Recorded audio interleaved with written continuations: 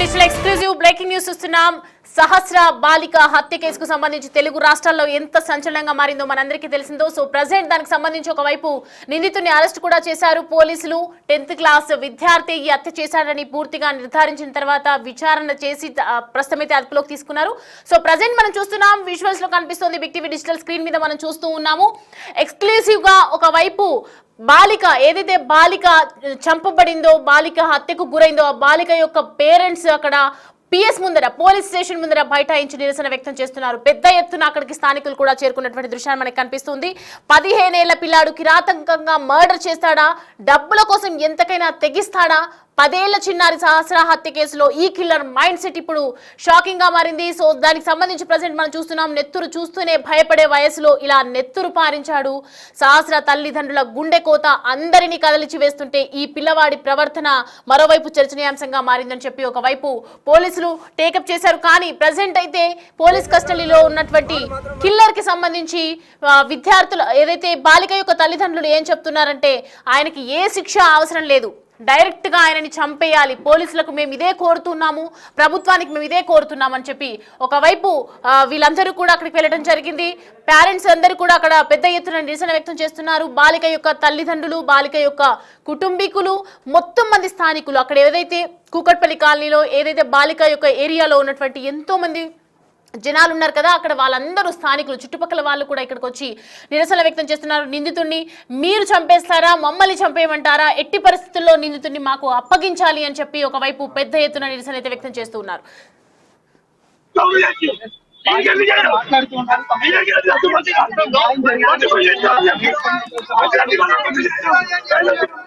నాము కూడా చంపండి, మా ముందు చంపండి, టీవీలో అందరి ముందు చంపండి, అదే డిమాండ్ చేసేది. డిమాండ్ చేయడానికి ఏం లేదు ఇక్కడ. ఏముంటుంది చెప్పండి, ఒక తల్లి ఆవేదన ఏముంటుంది చెప్పండి. ఒక 1 అవర్ లో ఒక మంచి పిల్ల మీరు చూసుంటారు, ఏం ప్రాబ్లం ఉంది నా పిల్లకి చెప్పండి. నేను ఎందుకు డిమాండ్ చేయకూడదు? ఏం ప్రాబ్లం ఉంది ఆ పిల్ల? నా పిల్లకి ఏమైనా తక్కువ చేశాను? చిన్నప్పటి నుంచి డబ్బులు పెట్టి పెట్టి పెట్టి అంత పెద్ద చేసుకొని ఎందుకు ఊరుకోవాలండి? ఆ అబ్బాయి అట్లా చేస్తుంటే అట్లీస్ట్ ఒక చిన్న బ్యాట్ కోసం చేస్తారా? రేపు చిన్న చాక్లెట్ కోసం కూడా చేస్తారని వదిలేస్తారా? తల్లిదండ్రులకు కూడా శిక్షించాలండి. ఎందుకంటే సార్ చెప్పారు కదా, సెల్ తెచ్చుకున్నాడు అప్పుడు అడిగారంట, అంటే అప్పుడే దండించుండి చాలా ఘోరంగా చేసుంటే గనక ఇప్పుడు ఇంత అయ్యేవాడు కాదేమో అని నేను అనుకుంటున్నానండి. ఖచ్చితంగా పేరెంట్స్ కూడా ఉంటుంది, పేరెంట్స్ కూడా శిక్షించాలి.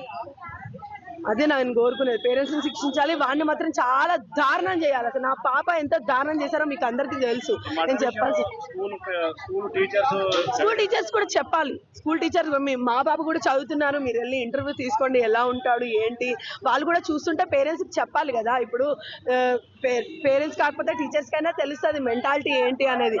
అబ్బాయి చదువుతున్నాడా, వస్తున్నాడా లేదా అని తెలుస్తుంటది. సో పేరెంట్స్ అయినా ఇన్ఫార్మ్ చేయాలి కదా, చుట్టుపక్కల కావచ్చు. కానీ పేరెంట్స్ కి చెప్పుంటే వాళ్ళని దండించలేరా అని నేను క్వశ్చన్ చేస్తున్నానండి. ఒక యాజ్ ఏ పేరెంట్ గా నేను క్వశ్చన్ చేస్తున్నాను.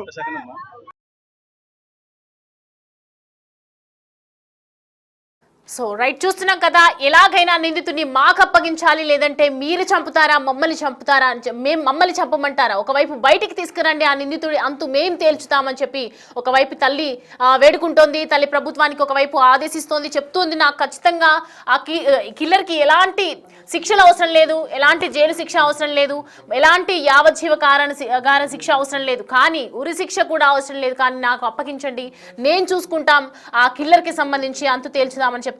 ఒకవైపు వారికి సర్ది చెప్పేందుకు పోలీసులు ప్రయత్నిస్తున్నప్పటికీ కూడా కూకట్పల్లి పోలీస్ స్టేషన్ ముందట తీవ్ర ఉద్రిక్తత కనిపిస్తోంది, ఉద్రిక్తత వాతావరణం కనిపిస్తోంది. ఎట్టి పరిస్థితుల్లోనూ ఎలాంటి సిచ్యువేషన్స్ లోనూ కూడా వదిలిపెట్టము, ఖచ్చితంగా ఆ కిల్లర్ మాకు కావాలి, నిందితుడు మాకు కావాలి, ప్రభుత్వానికి మేము ఒకటే విన్నపించుకుంటున్నాం, ఇది మాకు ఎలాంటి సాయం అవసరం లేదు, మా పోయిన బిడ్డ మాకు ఖచ్చితంగా తిరిగి రాదని మాకు తెలుసు, కానీ ఎవరైతే నా బిడ్డ హత్యకు గల కారణాలు అయ్యారో, నా బిడ్డ మరణానికి గల కారణాలు ఎవరైతే ఉన్నారో వాడిని ఖచ్చితంగా వదలము, మేము బయటికి తీసుకురండి, మేమే చంపుతామని చెప్పి పెద్ద ఎత్తున నిరసనలు వ్యక్తం చేస్తున్నారు. పోలీస్ స్టేషన్ ముందు బైఠాయించి ఒకవైపు వాతావరణం మనం చూడొచ్చు, ఒకసారి స్క్రీన్ మీద కనిపిస్తోంది. ఎక్కువగా సహస్రను ఎవరైతే అత్యంత దారుణంగా చంపినటువంటి నిందితుడికి సంబంధించి పోలీస్ స్టేషన్ ఎదుట బైఠాయిస్తారు. పోలీసులు ఒకవైపు సద్దు మనిగేటట్లు ప్రయత్నం చేస్తున్నారు, కానీ ఒకవైపు మనం దానికి సంబంధించి ఇప్పుడు చూస్తూ ఉన్నాము.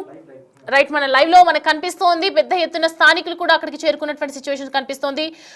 సహస్రాన్ని చంపినట్లే ఏ విధంగా సహస్రాన్ని నా కూతుర్ని చంపి పొడిచి రక్తపోట్లు పొడిచి కత్తిపోట్లు పొడిచి చంపేశాడో, రక్తపు మడుగులో పడిపోయినటువంటి నా బిడ్డని అలా చూసేసరికి గుండె పగిలిపోయింది మాకు. సో ప్రజెంట్ ఎలా అయితే అనుభవించింది నా కూతురు చనిపోయే ముందు, వాడు కూడా అలాంటి సిచ్యువేషన్స్ కి గురవ్వాలి, వారిని కూడా మేము అలాగే చంపాలి అని చెప్పి పెద్ద ఎత్తున నిరసన వ్యక్తం చేస్తున్నారు. స్థానికులు కూడా అక్కడ చుట్టుపక్కల వాళ్ళ ఇంటి దగ్గర మనం చూసాం, కూకట్పల్లి ఏరియాలో ఉన్నటువంటి పూర్తిగా అక్కడ ఉన్నటువంటి స్థానికులు కూడా అందరికి చేరుకొని కుటుంబీకులు కూడా అక్కడ చేరుకున్నారు. పోలీస్ స్టేషన్ ఎదుట పెద్ద ధర్నా అయితే చేస్తున్నారు. వాటిని సర్ది చెప్పేందుకు ఒకవైపు పోలీసులు ప్రయత్నిస్తూ ఉన్నారు. రైట్, మనం ఇప్పుడు చూస్తుంది అక్కడ ప్రజెంట్ రైట్ నో కొనసాగుతుంది. లైవ్ లో మనం చూస్తుంది ప్రజెంట్ అక్కడ కూకట్పల్లి పిఎస్ దగ్గర మనం చూస్తున్నాము. పెద్ద ఎత్తున స్థానికులు అక్కడికి చేరుకున్నారు. ఎంతో మంది పోలీసులు కూడా అక్కడ వాళ్ళకి సర్ది చెప్పే ప్రయత్నం చేస్తున్నప్పటికీ కూడా స్థానికులు వినేలా అయితే కనిపించట్లేదు. దానికి సంబంధించి విజువల్స్ చూద్దాం.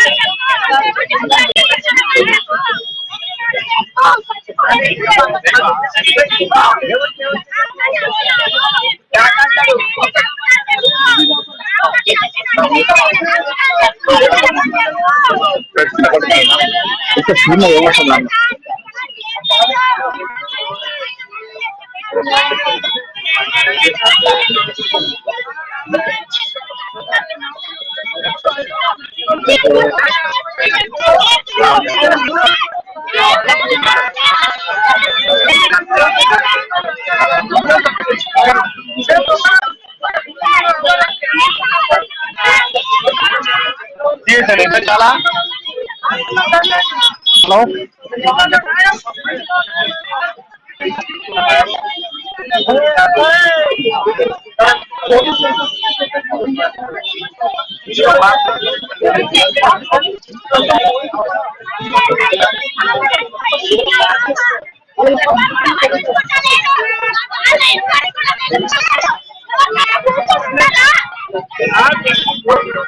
हमारी चाहिए नहीं कराए